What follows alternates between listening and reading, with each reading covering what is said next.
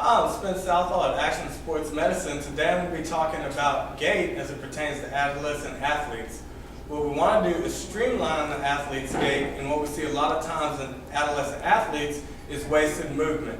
You'll see athletes run with their arms coming side to side instead of driving through with a north and south motion. We'll also see a lot of tightness in the shoulders, so that when an athlete runs, they've got their arms up tight and running through here instead of relaxing the shoulders and relaxing the head and neck and driving through as they're running. We'll also see a lot of wasted motion in the legs if an athlete is kicking and wheeling around this way as they run. Again, we want streamlined motion with everything driving north and south. A lot of coaches ask, how can we increase an athlete's speed? There's one way, and that's increasing the athlete's stride length. The way you increase an athlete's stride length is by one, increasing an athlete's power. A lot of times what we'll use in here is plyometric exercises, a lot of explosive exercises, jumping off of one foot, alternating, jumping off of other leg, bounding. Anything that gets the athlete up off the ground and in the air is considered a plyometric exercises.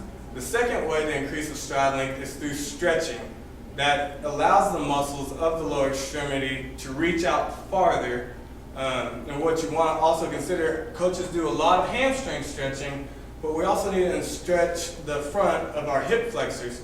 And the stretch that I like to use with my athletes is a forward lunge.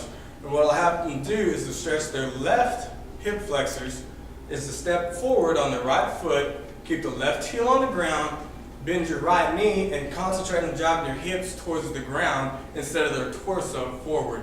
So driving the hips pointed towards the ground, and you should feel the stretch in front of the hip flexors. Keep these in mind when you're working with your adolescent athletes, and before you start any activity, consult with your physician to make sure you're a healthy athlete. See you next time.